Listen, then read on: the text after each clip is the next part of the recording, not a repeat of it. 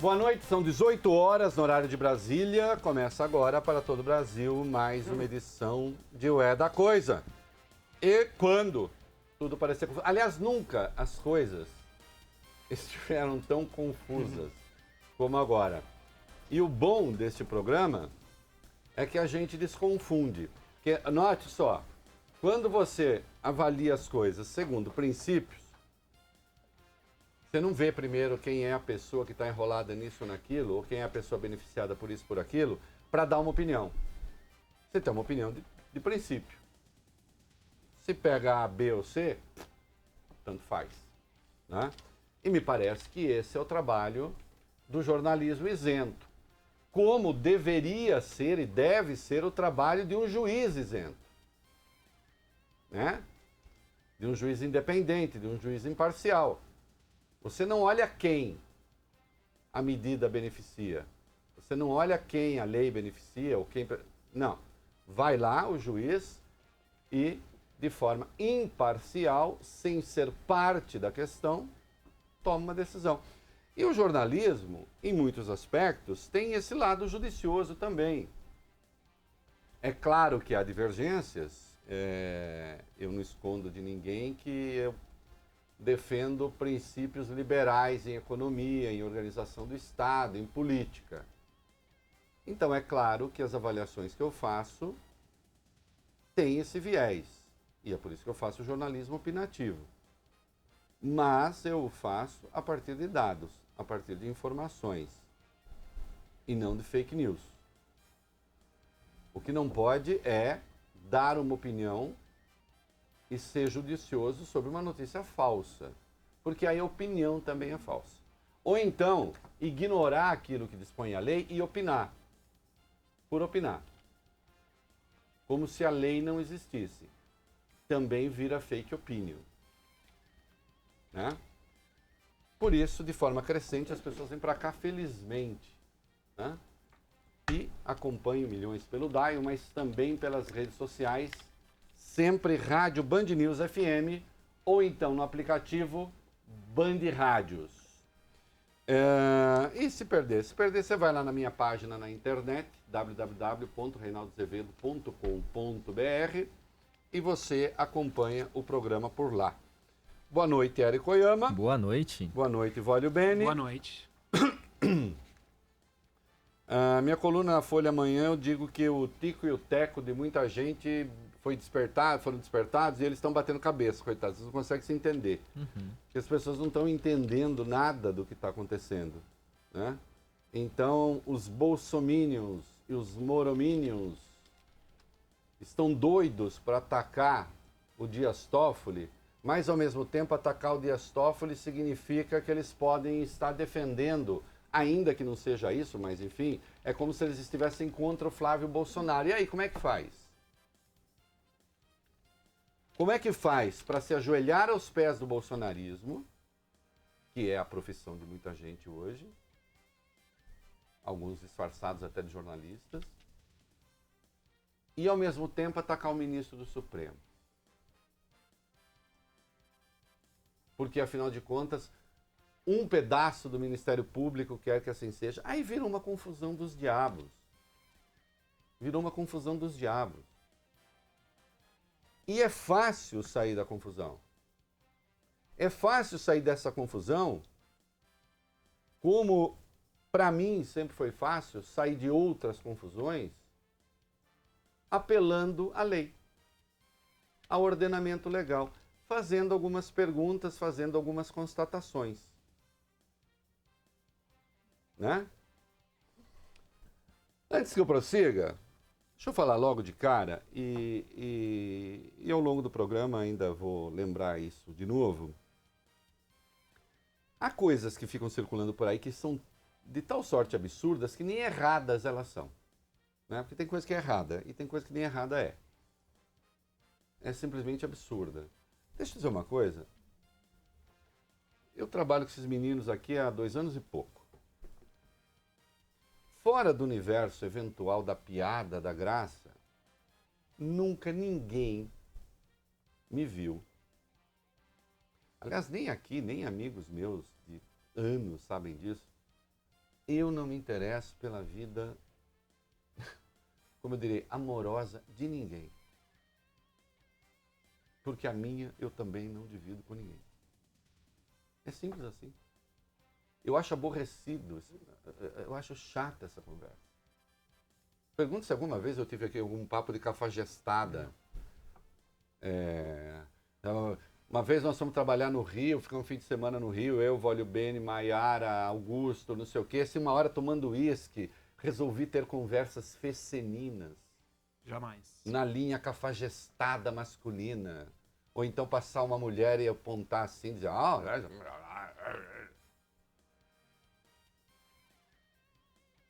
Eu acho esse papo chato. Definitivamente a vida privada das pessoas não me interessa. Nem das pessoas que eu conheço, nem das pessoas com as quais eu convivo. E as pessoas devem... E eu devo estampar isso na cara, porque ninguém vem me contar nada disso. Nada. Nada. Aliás, eventual conversa que é considerada tipicamente masculina nessa área me aborrece num tanto que vocês não imaginam.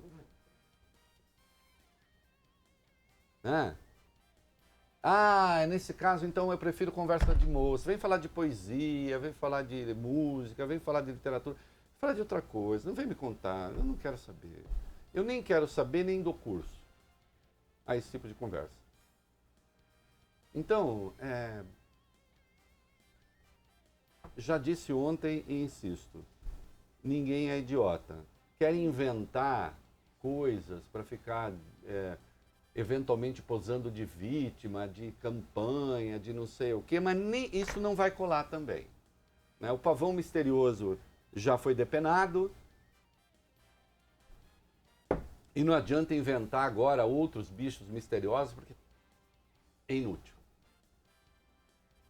O trabalho jornalístico vai continuar. E ponto. Né? Então, não caiam nessa conversa, nem deem curso a essa conversa, que pode até ser divertido, engraçado, mas é uma bobagem. Né? É o que eu posso dizer agora. Se querem continuar na tolice, por favor. Vamos lá, vamos falar de Ministério Público e... Nova matéria na Folha de São Paulo. Uhum. Deixa, ô Érico. Oi. Isso aqui eu vou falar. Tá bom. Depois a gente vai para a repercussão. Tá? A Folha de São Paulo, em parceria com o Intercept Brasil, trouxe hoje uma matéria em que, mais uma vez, fica evidenciado, e depois nós vamos ver a desculpa que deu o Sérgio Moro, que é do balacobaco, fica evidenciado que Sérgio Moro não se comportou com a isenção necessária que deve ter um juiz no caso da Lava Jato. E aí, num caso específico da delação da Camargo Corrêa. Conversa entre Deltan Dallagnol e o Carlos Fernando, que é o outro procurador, digamos assim, o decano da turma, deixa claro que o Sérgio Moro está se miscuindo no processo de negociação da Lava Jato. Uma coisa é o Sérgio Moro, na hora certa, cumprir o seu trabalho, cumprir a sua missão. Eu já vou falar qual é. Outra diferente é no processo de negociação ele acompanhar tudo e dizer o que pode e o que não pode. Eu ontem expliquei aqui que o Brasil tem o chamado sistema acusatório. No sistema acusatório, o Ministério Público apresenta a sua denúncia e o juiz não participa, o juiz julga. O juiz não participa de investigação de nada. Ele não conduz coisa nenhuma. Né? E atenção, a lei das delações, existe uma lei das delações, ela já é uma lei ruim. Eu escrevi hoje um post e vejam lá no meu blog. Ela já está cheia de buracos. Porque hoje, meus queridos de mesa, hoje a lei da delação transforma o delator no grande condutor dos destinos do Brasil. Sim. Um delator pode destruir quem ele quiser, alvejar quem ele quiser. Ele fica livre para atacar. Querem ver? Até porque a lei 12.850, que a Dilma só sancionou, aliás, o PT promoveu essa lei, parabéns, hein, PT? E a Dilma sancionou em agosto de 2013. Ela permite, voglio bene, a delação em qualquer fase, mesmo depois da condenação. Embora aí os benefícios sejam menores, mas permite. Então, atenção, Sérgio Cabral, para pegar um exemplo robusto, Sérgio Cabral, condenado por Marcelo Bretas a quase 200 anos de cadeia, pode, se quiser, fazer delação. Vocês já imaginaram uma delação do Sérgio Cabral?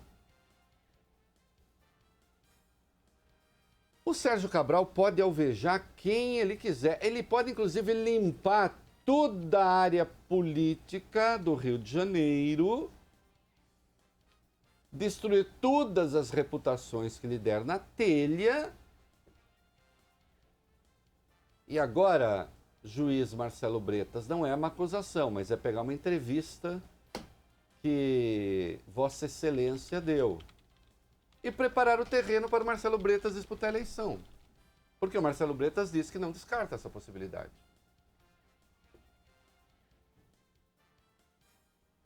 Eu lhes pergunto, faz sentido, a esta altura, o Sérgio Cabral poder fazer uma delação?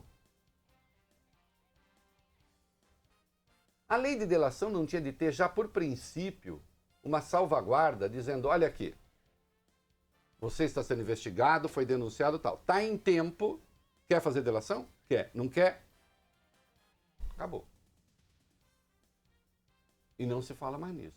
E o Estado que vai investigar. A lei da delação como está torna o Estado preguiçoso, que não precisa procurar prova.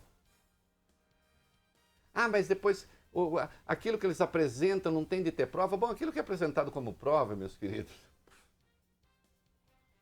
qualquer testemunho está valendo. Né? Então, o país fica à mercê de bandidos. E eventuais bandidos que viram bandidos de estimação de forças-tarefa. É um despropósito já em si. Já em si é um despropósito. Tá certo?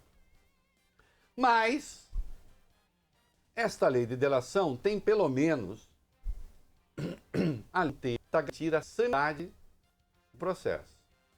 Esta sanidade do processo, esses parágrafos 6º, 7º e 8º, artigo 4º da lei. Diz o parágrafo 6º. O juiz não participará das negociações realizadas entre as partes para a formalização do acordo de colaboração que ocorrerá entre o delegado de polícia, o investigado e o defensor, com a manifestação do Ministério Público, ou, conforme o caso, entre o Ministério Público e o investigado ou acusado e seu defensor. Entenderam? O juiz fica fora. Nós não temos juiz de instrução no Brasil que acompanha o trabalho de investigação da polícia, do Ministério Público e a acusação. O juiz não participa de nada disso. Vamos para o artigo 7º.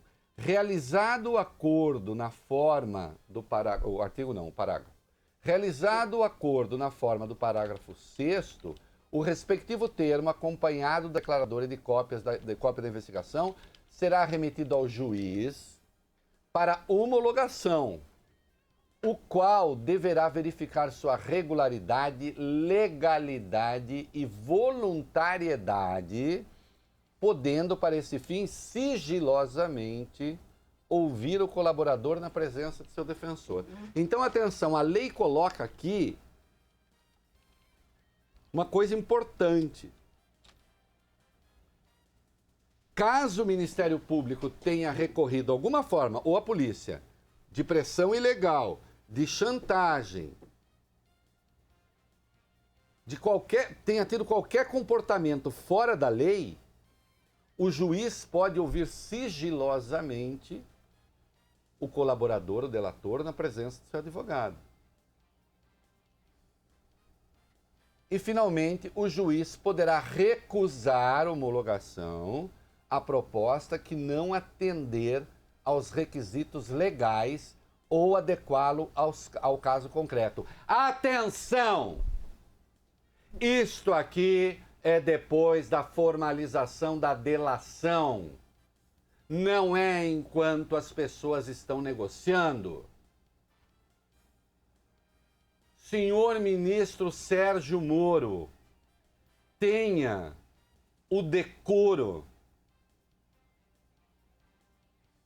de ser claro sobre o que diz a lei. É evidente que um juiz tem o dever de ser rigoroso, mas ele tem o dever de ser rigoroso no processo de homologação das delações. E, aliás, não tem sido, é bom que deixe claro. Data vênia nem no Supremo, viu, ministro Fachin? Eu não acho que o senhor tenha sido rigoroso. Tem muita homologação ali que foi feita de coisas que depois não deram em nada. Só destruiu a reputação das pessoas. Ou quase destruiu. Então, não é para o juiz participar do processo de delação. É ilegal. E o que se faz quando um juiz pratica ilegalidade num processo? Bom, que responda o Ministério Público agora, que responda o Supremo. A matéria que a Folha traz hoje em parceria com o Intercept Brasil evidencia que o Sérgio Moro está participando de cada passo da negociação. Ele vira um partícipe da acusação. Tanto é que ele diz, não me tragam nada para homologar aqui que não dê pelo menos 1 ano de cana, que eu não vou homologar. A coisa é de tal sorte grave que o Carlos Fernando, que vive aparecendo por aí de braço dado com o Dallagnol, aquele que já me chamou de cachorro, inclusive. Cachorro, mas cachorro chique e cheiroso. O Carlos Fernando, ele próprio, numa mensagem ao Dallagnol, diz o seguinte: o procedimento de delação virou um caos. Creio que se a sua divisão de serviço pressupõe que eu e Januário Paludo, no caso que é um outro procurador, estamos encarregados dos acordos, eles devem ser tratados por nós. Por que ele está dizendo isso? Porque o juiz está se metendo. Você é o promotor natural e pode discordar, e eu sempre ouço a todos. Mas o que vejo agora é um tipo de barganha, onde se quer jogar para a plateia. Vejam que eles têm noção de que eles estão jogando para a plateia. Você que foi vítima da Lava Jato, vítima que eu digo moral, né? Não quer dizer que você tenha sido investigado. Você que até outro dia achava que ali se reunia assim uma constelação de santos, né? De pessoas beatíficas, de beatos mesmo. Está aqui. Está jogando para a plateia. Dobrar demasiado o colaborador, submeter o advogado sem realmente ir em frente. Não sei fazer negociação. Aqui ele vai apelar a uma linguagem que carrega uma dose de preconceito linguístico, mas que a gente... de linguagem, na linguagem, mas que é preciso explicar também o conteúdo. Não sei fazer negociação como se fosse um turco. Só que ele está falando, evidentemente, fazendo uma referência à fama que os turcos têm de negociar, né? De bons negociadores, de fazer trocas, de fazer barganha. E isso se estendeu, por causa do Império Turco-Otomano, para os árabes. Né? De sorte que a avó da minha mulher, libanesa, que era chamada de turca, ficava furiosa. Né? Nós não é Durga, nós é libanês, nós é árabe. Evidentemente tem uma coisa de preconceito, mas ele está querendo dizer justamente essa história da barganha. O procurador, falando virou um caos. O procurador acusando a ação ilegal do juiz. E aí responde Dallagnol. Os acordos são sensíveis por diversas razões. Uma é opinião pública. Uma é opinião pública e precisamos dela, meu amigo. Outra é o fato de que a nossa e minha reputação estão ligados ao caso. Estamos numa era tecnológica e, como promotores, não ganhamos, mas dependemos de nossas reputações. Ou seja, jogar pra galera. Mas o Carlos Fernando continua inconformado. E aí o Deltan Dallagnol é explícito. Com todas as letras, ele diz o seguinte: Carlos, você quer fazer os acordos da Camargo mesmo com pena de que o Moro discorde? Olha, você, em última instância, você vai ousar discordar do Sérgio Moro? Atenção, nós não estamos falando da homologação, da hora em que isso chega às mãos do juiz. Não é desse momento. Está se falando do momento anterior. Em que a lei proíbe explicitamente a atuação do juiz. Está lá no artigo 6º. O juiz não participará das negociações realizadas entre as partes para a formalização do acordo. Não participar quer dizer não participar.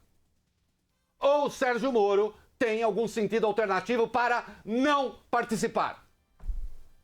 Ou Sérgio Moro tem outra língua portuguesa. Ele é ruim de língua portuguesa, nós sabemos. A gramática dele é péssima, nós sabemos. Mas ele não entende o significado da expressão não participar.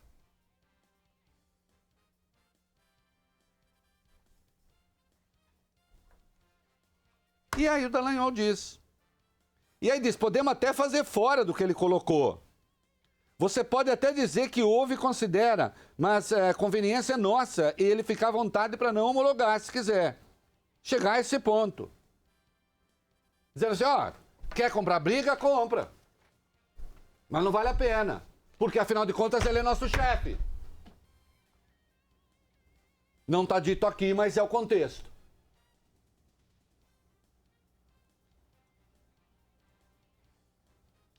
E aí sim, Érico Oyama? Uma observação aqui, Reinaldo. Na hora que o Dallagnol fala pro Carlos ir falar com o Dallagnol, ele coloca em caixa alta, né? Com caps lock. Assim, vai lá falar. Falar com o Moro. Vai lá. Aí, claro, o Moro... Anteontem o Moro já resolveu fazer uma gracinha respondendo as duas matérias que eu publiquei, dizendo, ai, até quando essa gente vai se desmoralizar? Por favor, coisa séria. Eu fiz um vídeo que está no UOL, falei aqui também, né? Falei, o senhor quer agora ter censura prévia? Tá. Aí o Sérgio Moro resolveu, o Érico Oyama, depois dessa matéria, se manifestar também no Twitter. Também no Twitter, é o reino do Twitter. Que é muito bom falar no Twitter, porque você fala sozinho, fala o que quer, seus puxa-sacos vão lá e dão love para você. Vamos já direto para falar dele. O que ele falou? Falou o seguinte, o juiz não tem só o poder, mas o dever legal de não homologar... Não, você falou não antes da hora. Tem não só o poder, você falou não tem só o poder. O juiz tem não só o poder, mas o dever legal de não homologar ou de exigir mudanças em acordos de colaboração excessivamente generosos com criminosos. Sim, eu também acho.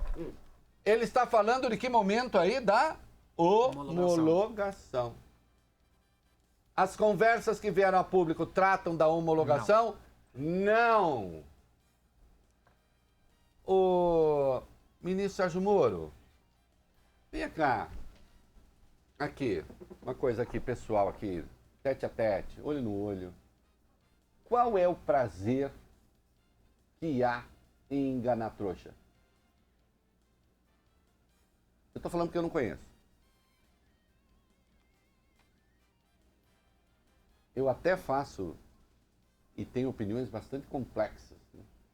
Justamente porque eu não tenho prazer nenhum em enganar trouxa. Mas qual é gostoso? Hein? Ser aplaudido por trouxa? Qual ser... Vem cá, você ser aplaudido por um bando de idiotas que nem sequer entendeu a questão, como é que será que é isso? Não é ruim? Eu já contei uma vez aqui, né? Eu ganhei uma nota muito boa de uma professora na USP e eu achava ela uma idiota. Eu fiquei tão chateado. E um trabalho que eu tinha certeza que eu ia ganhar um 10, um sujeito que eu tinha uma admiração profunda, ele me deu 9,5, esse meio me persegue até hoje. Tenho vontade de até hoje ir lá, que ele está vivo, por que você tirou meio ponto de mim? Eu, na hora, não perguntei naturalmente, porque você tem uma dignidade que não permite, claro. Né? Eu já era um senhor, quase. Não, eu era um jovem, mas já maduro. Tinha 19 anos. E eu não fui perguntar, que eu fiquei com vergonha. Né? Então, assim, você ser aplaudido por imbecis, qual o prazer que dá, será? Sabe o que é que eu adoro, meu público? Que eu sei que é gente boa, que sabe do que eu estou falando. E mesmo os que estão xingando aí, que tem, estão xingando, mas estão aqui, né? Poderiam estar ouvindo gente que está falando o que vocês querem ouvir. Mas é que às vezes aprender é bom. Né? Então, ministro Sérgio Moro, a sua resposta envergonha. O senhor é um ex-juiz, mas a sua resposta envergonha os juízes brasileiros. A sua resposta envergonha o Ministério da Justiça. A sua resposta é a resposta de quem não tem resposta e não tem saída. Peça demissão enquanto é cedo.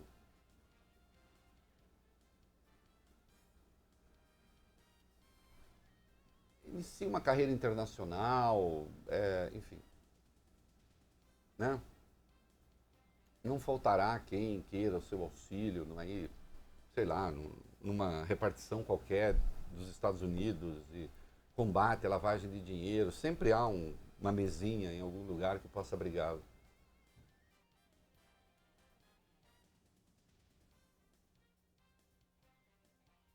Porque olha em que situação o senhor colocou a justiça brasileira. Nós já temos uma lei de delação que é uma porcaria. Sendo uma porcaria, ela tem pelo menos 3 dispositivos para garantir alguma sanidade do processo. O senhor vai e viola os 3.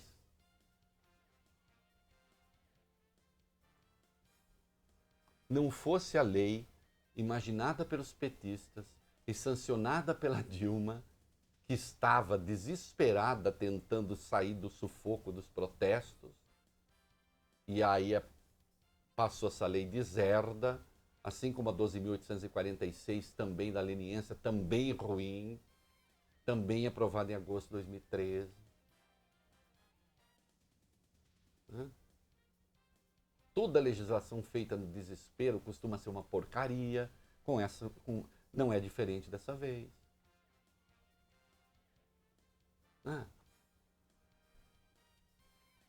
Vai para casa, vai fazer outra coisa, inventa um curso nos Estados Unidos, tente se aprimorar do ponto de vista acadêmico.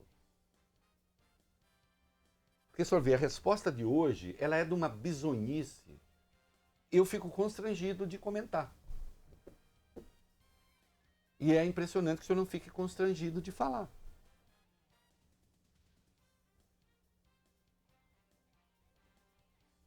O que o senhor está dizendo? Que todos os juízes que participam de delações, estão violando o parágrafo 8º do artigo 4º, o parágrafo 6º do artigo 4º da Lei 2.850, e que, portanto, toda delação já nasce imprestável?